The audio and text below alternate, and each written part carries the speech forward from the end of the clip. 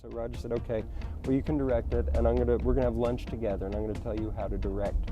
And we sat there, and for an hour, Roger just spewed how to direct. He has a stump speech that he gives to every director, and he gives it mostly out of self-preservation, because most of the people who work for Roger the first time have never made a movie. Some of them haven't even made a short. And so he gives them a little pep talk. I got the director pep talk. He taught me a lot of things. First of all, to really shot list everything. He tells you to make sure that you sit down a lot, which is ironic because there's never any chairs to sit on. He wanted me to focus in on the whole idea of the eyeball, the human eye. And that's the primary organ involved in moviegoing. And you've got to keep the eyeball of the viewer stimulated. That's why we move the camera around. It keeps the eye engaged. Well, keep the camera moving, or he also said, don't be afraid to cut. There's a lot of power in a cut. You don't always have to, build complicated dolly shots. And he said if you're in a room that's too small to permit camera movement, then you somehow got to squeeze into different perspectives to get dramatically different angles so that you can keep the eyeball stimulated by cutting to different compositions and keep it alert like that. And make sure that you don't congratulate yourself after every scene. Because if you shoot 10 scenes a day, you lose 30 seconds. That's right. That's right. And seconds count. The other thing was he said that if you're losing the light and you have a hill, make sure that you save all the shots on the hill for the very end of the day, because you can chase the light up the hill. Very good fundamental. And you've used that? I've used it many times. I used it on Far and Away with Tom Cruise and Nicole Kidman. Practically every day we were shooting the land race in Montana. I used so many things that I learned from Roger. I realized that action scenes were they were scenes. And that the action elements, the cars and so forth, were characters. Because I'm an actor, I always think of everything as characters. But I began to realize that staging an action scene really wasn't that different than staging an intense dramatic scene. It was just that you had hurtling objects instead of, intense acting. One thing that we talked about was that an action movie is like a roller coaster, and that you don't want too much time going up. You want just enough for people to realize, oh my God, I'm really at the top, and this is going to be incredible going down. Try to find an antagonist to your hero or heroine that will be every bit as charismatic and interesting as the lead, because your hero or heroine is ultimately only going to be as interesting as he or she who they're in conflict with. So, I feel like I learned a lot at this 1 hour lunch. And then when Roger requested the tab, of course, he was like, even though it was probably like $18 for 2 tuna sandwiches, grimaced for a second and seeing how much he'd spend and stuff, and then signed and off we went.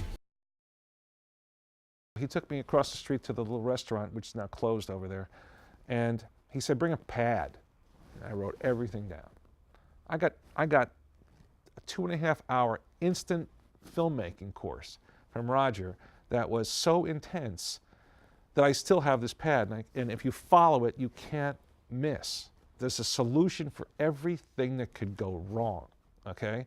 And plenty does. It was more intense than any film school could be, and it's more applicable to making a movie than what you would learn in film school. Here are the notes that Roger Corman gave me, believe it or not, in 1980, what? 2, 1, whatever? Actors. Write out the actor's character breakdown, including the subtext, and discuss it with them before the picture and again before each major scene. Thank you. Work out movement and business for the actors in advance, and don't hesitate to take good ideas from the actors and then take credit for them yourself. Is he going to kill me for doing this? Oh, here's the best one of all. Okay. When you're satisfied with a take, say, print, thank you. I swear to God, if you say, how was that? To the cameraman, he'll find something wrong with it. Or the sound man, how was that? They'll find something wrong with it. The shot is always right, unless they tell you it was wrong. Thank you.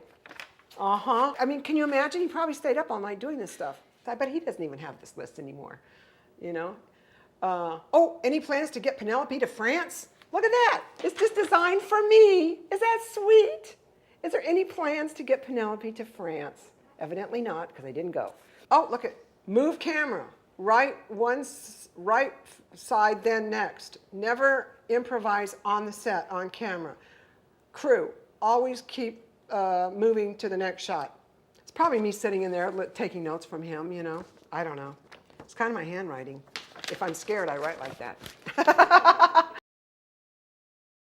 The pep talk that I got was, if you're going to have days when you think you can't do it and then you're not prepared, but you can, you're smart, you know, you can think on your feet, and you know, so don't question yourself, just go out and do it and you'll be fine.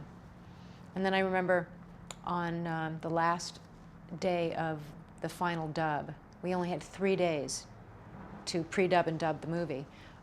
He said to me, because I was hysterical that the sound effects weren't done, and we were losing a couple of hours. And he came in and he said, "Gale, I bet you never thought you'd hear this from me, but just calm down. Remember, it's only a movie." So I thought, you know, that was remarkable, because, you know, that's advice that you need to take to heart, because it can be a really stressful job, and the business is a tough business, but at the end of the day, it's only a movie. He said, it is now 9:30. He said, all I need you to do, drop everything else you're doing, just forget about it. Just forget anything else I've given you to do. And all I want simply, I should add that this was Wednesday at 9:30. He said, all I need is a first draft by 6 p.m. on Friday. So that means you'll need to write about, figure 30, 32 pages a day. I'm not asking you to work longer than your normal hours, an 8-hour day. He said that means you need to write 4 pages an hour, approximately. That means a page every 15 minutes. Now remember, movies are a visual medium, and I don't want to see too much dialogue. And I was so frozen, I couldn't say anything. I really didn't know what to say. And he, again, I think misreading my expression, said quite kindly, said, now you may not think this is an organic way to write. However, he said, if you take longer, it's not that it would be any better. So therefore, I absolutely must have it by Friday at 6 o'clock. And he said, figure this. I don't care if you read a novel for 10 minutes and write a page in 5. With that, he left. I couldn't even type fast enough to type, you know, that number of pages a day. So I had to handwrite it all. Long-suffering typists would type it at night, who had a very bad time doing it, would always, without fail, let me know the next day that what she had just had to type was absolute shit, and even she could do better. I did, though, make the deadline, because I knew that was important. So the way I did it was just by staying in the office day and night, because I could never write 32 pages in a day. It always took me a day and a night. At the end of every shooting day, Roger would not finish his shot list, and he would say, okay, well, let's put the rabbit running away from the motorcycle on the second unit list. And I kept hearing this second unit. And I said to Peter, you know, what's the second unit? And he said, that's all the pickups and all the stuff we missed. I said, well, who's going to shoot second unit? He said, it doesn't matter who shoots second unit, anybody can shoot second unit. My secretary can shoot second unit. You can shoot second unit. I said, well, I'd love to. He says, all right, you can. He said, go to Kodak Film and get 5254. Did I know what it was? I had no idea what the hell he was talking about. And he said, oh, by the way, do you know about the 180-degree line? And we're like, no. And then he drew a drawing on a napkin, you know, and explained, you know, how if you cross the line on a road, you know, the car is going this way, and if you're shooting it on one side, it's going left to right. If you shoot it on the other side, it's going right to left, and it won't match. And he said in the chase sequence, you have to make sure you don't cross the line. Well, I swear I didn't understand what he was talking about. Roger calls me in the office. He says, your stuff doesn't cut. I said, what do you mean it doesn't cut? He said, well, it doesn't cut. Well, that's bullshit. Well, Roger said, well, then you cut it. And I said, well, I've never cut. I don't know how to cut. Don't you know how to use a moviola?